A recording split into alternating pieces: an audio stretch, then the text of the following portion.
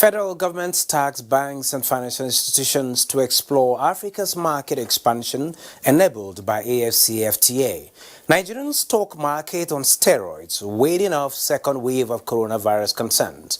Afrexim Bank expects global trade to contract by 9.2% this year. The program is Business Express, reaching you from Abuja, Nigeria's capital. I am Benny Adams, your guide.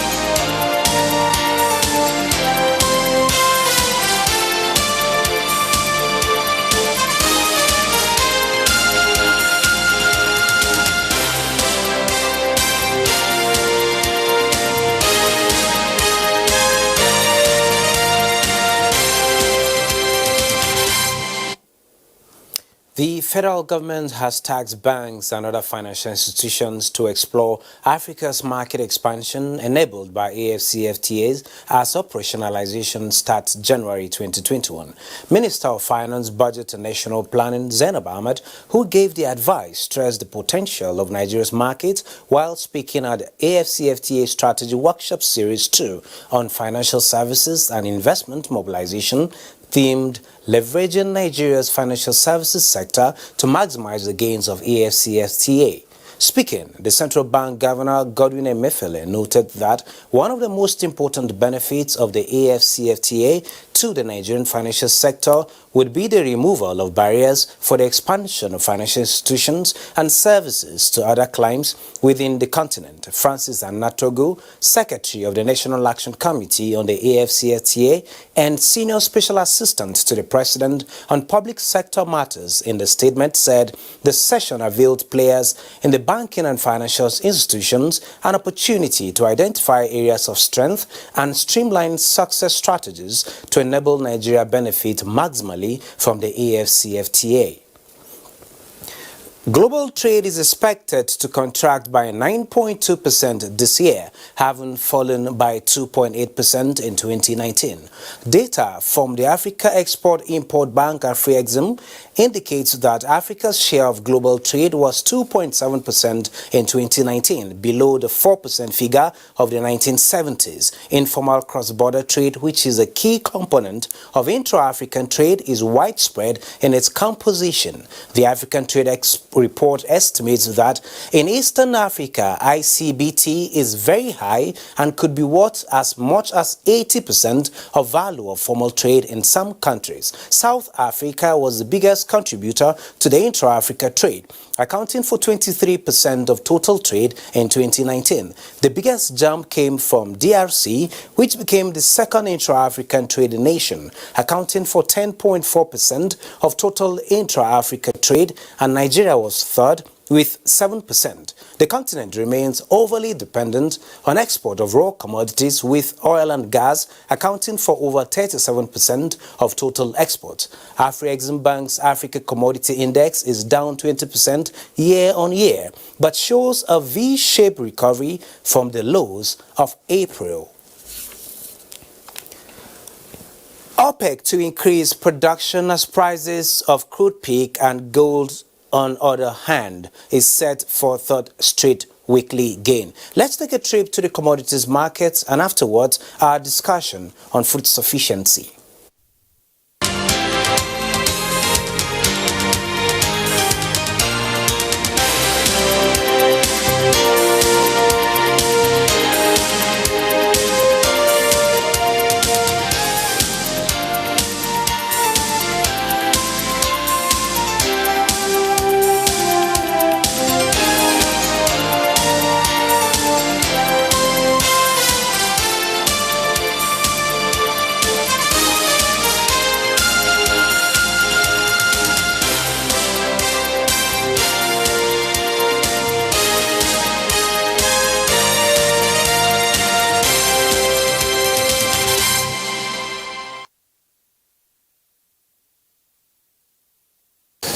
So much done by the federal government on food sufficiency, but the question is, what has been the impact? So today on the program, we will be looking at agriculture and the present demand for food and raw materials for agro-allied companies.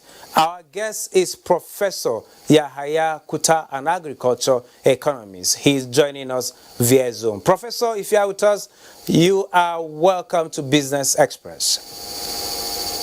Benny, good afternoon, and good evening, good afternoon, viewers.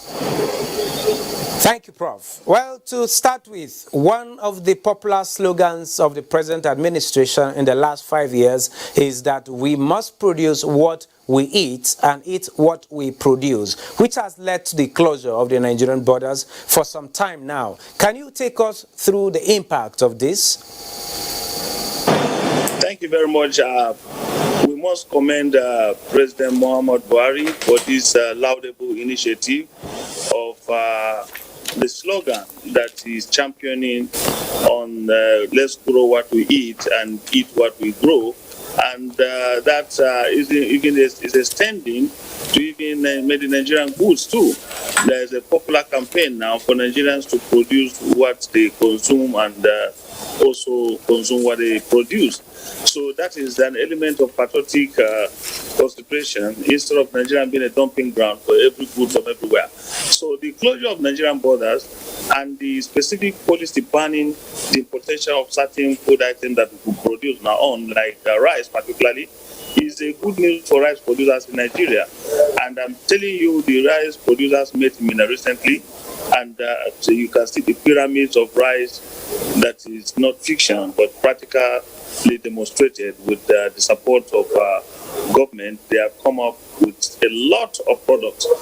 In the near past, Benny, I can tell you that when government make political pronouncement, it's always there is no political will to enforce it. We have had series of bans on rice importation in the near past, but in the actual reality, it was not true. But now, the ban enforced by the government of President Muhammad Buhari is on course, and it is helping Nigerian rice producers and other products. They are doing very well. The farmers are smiling because the government has taken a measure so that they can have value for what they are producing.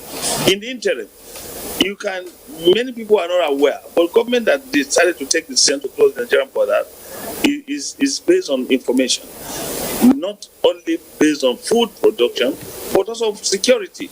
You can see the proliferation of small arms into this country. Smuggling of arms across the border is a major threat to Nigerian security. So you have to consider your interest first before the interest of others. Those who are smuggling and bringing in things here is because they know Nigeria has the population. And where you have the population, you have the market. So everybody who is aware of producing a product know that Nigeria is the place to be. When you bring your goods here, the chances are that you are going to sell it because we have massive population. Over 200 million people is not a joke, it's a huge market. And that is why we always work for the unity of this country. Okay, Prof. Talking about the huge market advantage Nigeria has got over some other African countries towards attainment of food security, we have seen from 2015 disbursement of 200 billion naira to more than 1.5 million small-scale farmers of different commodities through the Uncle Borrowers program, among other interventions. Is that not enough? Why do we have this perceived scarcity and high cost of food commodities today in the market? Well, it is a function of application. You can make money available, but application is always the challenge. When some of these programs have been packaged, some professionals who are supposed to be part of the implementation are missing. And I want to correct it, I'm an agricultural extensionist, a development communication expert. We communicate and interact with the end users in agricultural system. And that, in the agricultural system today, the extensionists are supposed to be the promoter and the link in all these interventions. They are missing. And World Bank is not foolish. When they came in the 80s to intervene in the Nigerian agricultural system, they knew the best way to achieve results is to establish a viable, potent agricultural extension system. Now, you are implementing this kind of program. Extension is missing. And I challenge all the authorities to know that since 1914, when the first Department of Agriculture established, there has been no policy on agricultural extension. And we in the agricultural extension professionals are calling on government to bring to the fore a policy program that will promote the activity of agricultural extension experts in the Nigerian agricultural system. So that program that I'm saying is because people are having a lot of doubt and question mark because extension is missing in the implementation process. You cannot leave it to charlatans to do. So I'm telling you, part of the challenges that we relate with the farmers, we show them the market, we show them the production process and goes in the entire agricultural value chain.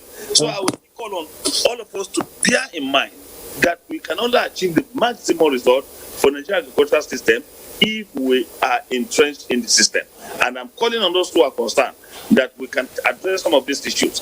Even some of the holding that are going on is because of lack of information. The agricultural value chain is in need of extension professionals, and they are missing in every aspect of it. So let us call on everybody who is concerned.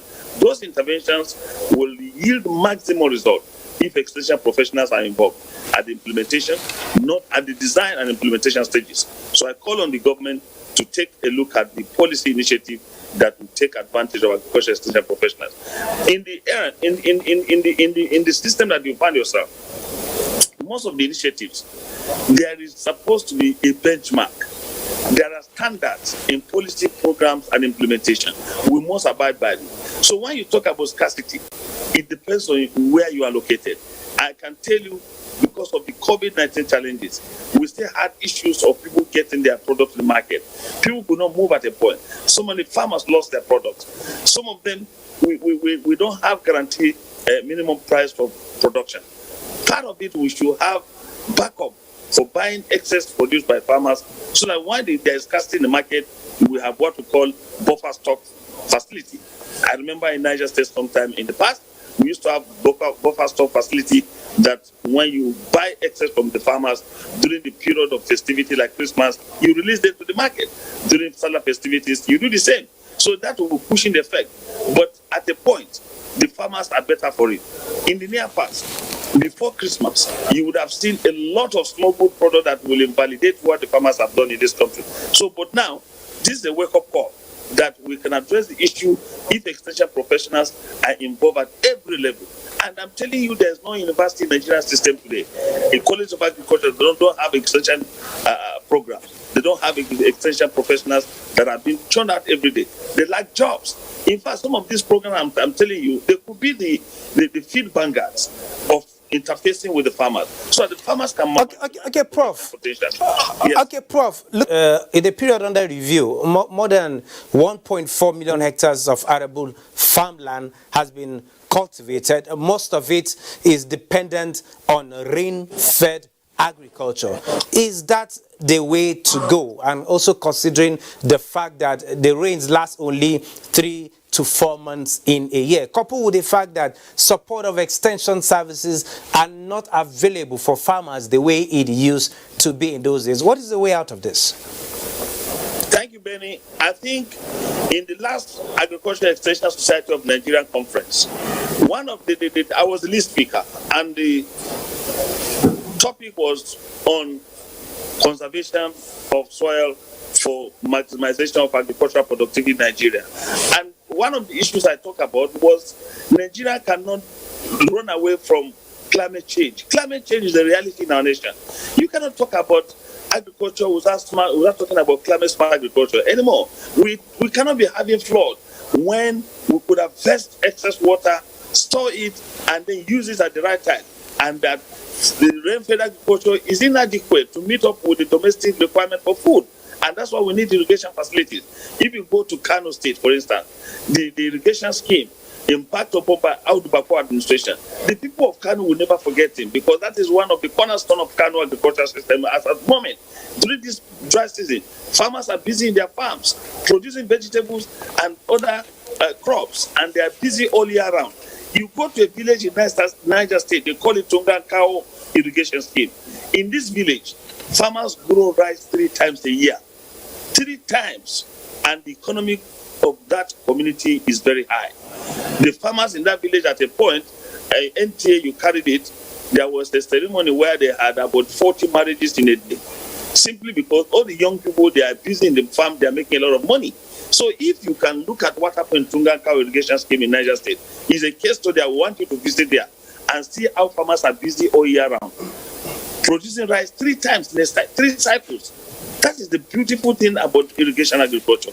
We cannot continue to depend on rainfed agriculture, whereby in some part of Nigeria, like the fringes of the northern part of the country, they don't have more than 3 months rainfall. By the time they are finishing, the rain is over. So we need to do something. We can harvest, create technologies that can harvest excess water during the rainy period, and then we use it during the dry spells. And okay, Prof. Finally, yes.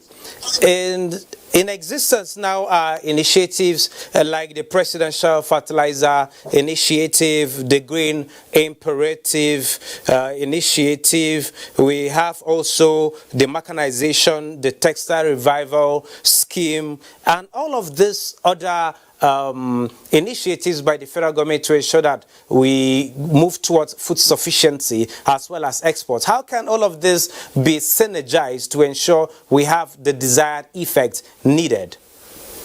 I think one of the missing links in government today is lack of development communication specialists to help this government drive its policy to the Senate of Excellence. This government is doing so much, but people are not aware. Like the fertilizer initiative is supposed to be celebrated in Nigeria because hitherto trailer laws will live on in Port Harcourt for some northern state or 10 trailers. Before you know it, before they get to their destination in Bauchi, the trailers have disappeared.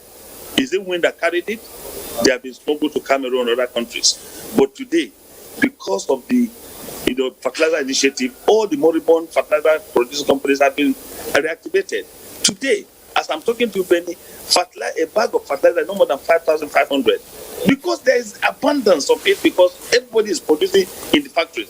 Either so, they will be selling it for 9,000 to 10,000 naira, which is unfortunate. Now you have fertilizer. Nobody is talking about it. You own the initiative, the policy initiative you talk about, the mechanization initiative. These are policies that are supposed to be in the front burner, and the only people that can drive it are the extension professionals. They can bring it to the front burner so that people can appreciate what this government is doing, so that we can collectively join hands and team up with government to achieve what we can achieve maximization of their intervention initiative. Thank you so very much, Prof, for getting to share your thoughts with us on the way forward for smart agriculture practice and for us to attain food sufficiency despite all of the challenges. I thank you very much for the opportunity, and NTA, I believe you can do more by giving experts to give their opinion and popularize what is happening so that people will know what is happening.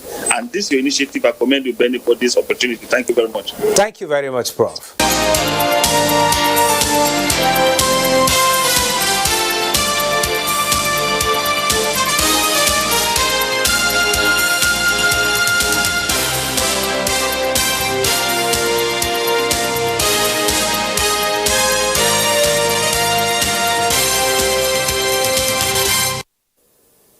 Moving on, the Debt Management Office this week offered a total of 60 billion naira at the federal government of Nigeria bond auction of December 2020. The offer was oversubscribed as total bids received were 134.056 billion naira, indicating a subscription level of over 220%, though the rates of 6.945% and 7% for the 15-year and 25-year FGN bonds were higher than the rates of 5% and 5.785% at the last auction. The rates reflects the level of interest rates in the market, influenced in part by monetary policy actions.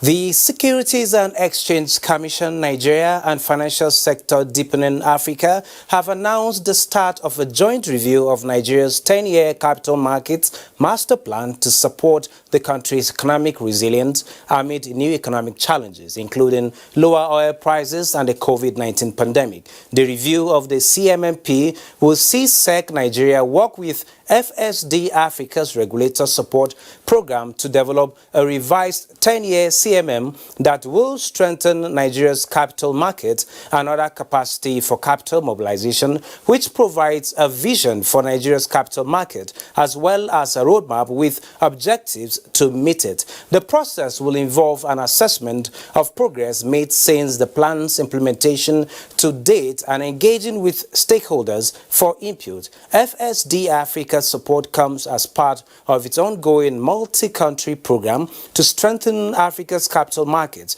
The program is centered on the development of capital markets master plans, conducting institutional capacity assessments, and creating capacity for sustainable finance, such as green bonds, helping markets to adapt to their operating climate.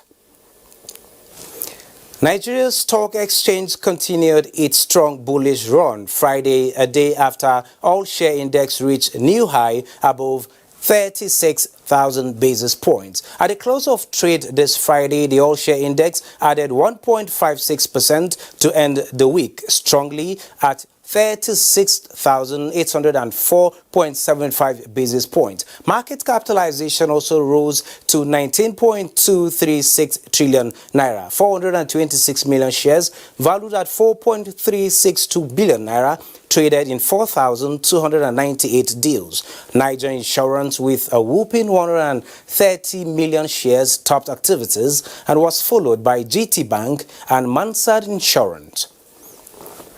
European stocks this Friday inched up as U.S. equity futures struggle with Brexit and stimulus talks in the spotlight. Bosere Abel has a summary of global market activities. U.S. stock futures were little changed early Friday after the major averages closed at new all-time highs. Futures contrasts tied to the Dow Jones Industrial Average indicated an opening loss of less than 15 points. S&P 500 futures and Nasdaq 100 futures were also nearly flat. Shares in Asia Pacific were mostly lower on Friday as investors reacted to developments from the Bank of Japan. Nikkei dipped 0.16% to close at 26,763.39. Shanghai Composite lost 0.29% to 3,394.9, and the Hang Seng Index also declined about 1% as of its final hour of trading. European markets were mixed on Friday morning as British and European leaders strike pessimistic tones about the prospect of agreeing to a post-Brexit trade deal. For Africa stocks, Tunisia's Tunidex, Ghana's GSE Composite and Nairobi's all-share posted gains, while South Africa's JSE Africa Top 40 and Namibia's overall index depreciated. Bosede Able, Business Express. Post-COVID-19, Minister of State Petroleum Resources, Temipre Silva, says we'll see the oil and gas industry shifting towards cleaner energy resources while focusing on natural gas as transition. Silva, who joined the 13th International Association for Energy Economics Conference, virtually say, if successful, the industry will never be the same again. Lydia Sampson reports. COVID-19 pushed the global energy industry to a critical stage. OPEC, in a bid to rebalance the global market, came up with unprecedented production cuts. Temipre Silva said, though the global economy will recover, demand will remain low. The post-COVID-19 world will see the oil and gas industry accelerate its transition towards cleaner energy sources, products and service delivery with clear paradigm shift from its traditional business models. The future survival and success of many players in the industry depend not only on their achieving greater focus on cleaner energy source, but also upon an ability to deliver lower cost solutions. Professor Yinka Omorubi, President, Nigeria Association of Energy Economists, says Nigeria stands at a critical moment as a petroleum-dependent country as the COVID-19 pandemic has compounded the nation's energy economies. As a petroleum-dependent country which has remained bedeviled by the resource curse, unable to even make any lasting changes to a legal and institutional structure that all agree is detrimental to the sustainable development of its citizens, Without proper strategic planning, it could end up being one of the most negatively impacted nations. Various paper presentations called for a proactive synergy to help the nation remain afloat as the International Monetary Fund predicts that the world GDP will shrink by 6%. This is where we end this edition of Business Express. Be informed that these and all previous episodes are available on YouTube on NTA's channel. You can also communicate with us on Twitter. The handle is NTA News Now and the hashtag is BizX. Business Express returns Monday. Until then, please stay safe.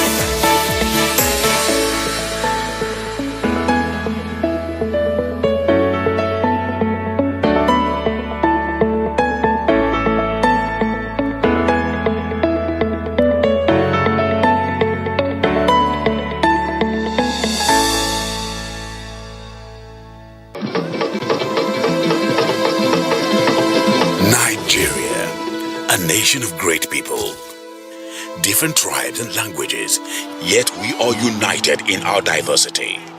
All over the world, Nigerians are known to be very hardworking and resilient people. In our history as a nation, there have been many storms, but just like the eagle, we always soar very high above the storms. Together, as a nation, we stood against Ebola virus disease in 2014, and we conquered. Together as a nation, we shall stand against COVID-19, and we shall surely triumph.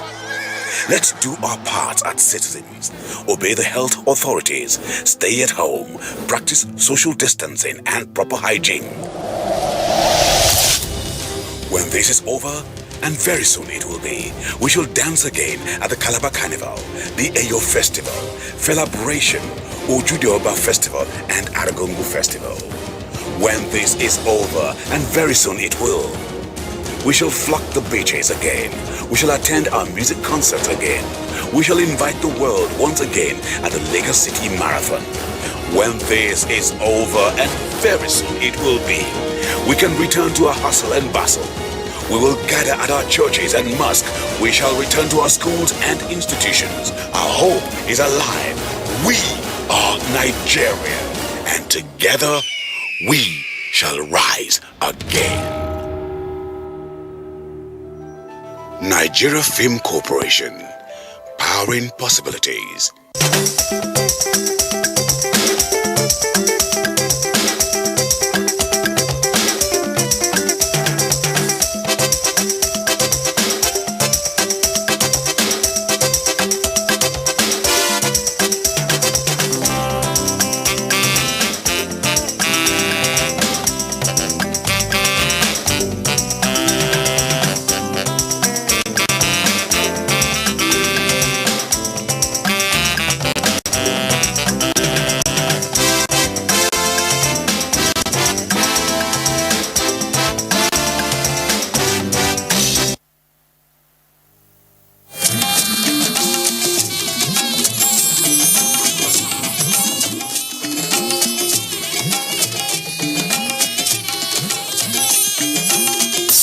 This is the network service of the NTA. Go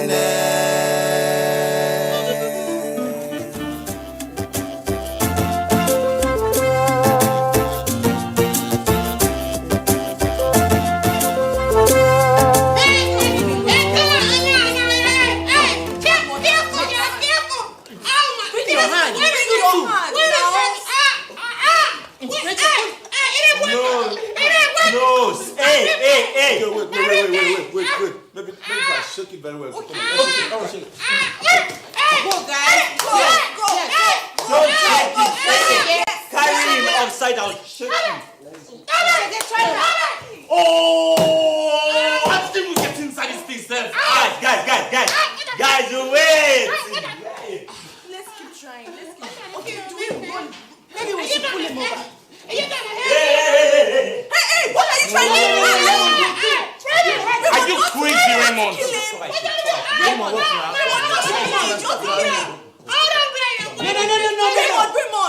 Cover his face. Let's not see this. Cover his face. Okay, fine. Raymond, stop. Crazy. Let's go.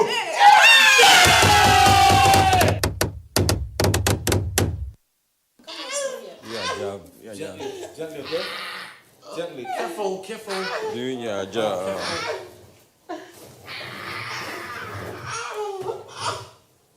Do your job. You guys are so wonderful. Finally. Thank your stars. Thank your stars. Hey, in this house, you people should stop calling me Sweet Sugar Ray. Put legend behind it. Sweet Sugar Ray legend.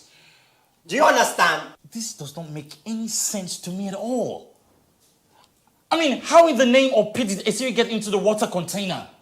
Shaga, I don't think you should be surprised about something like this.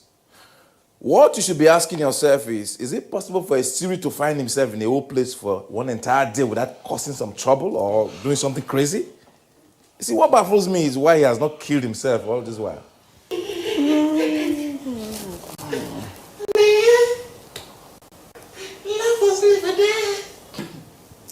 Batman, how did Joker get into this container?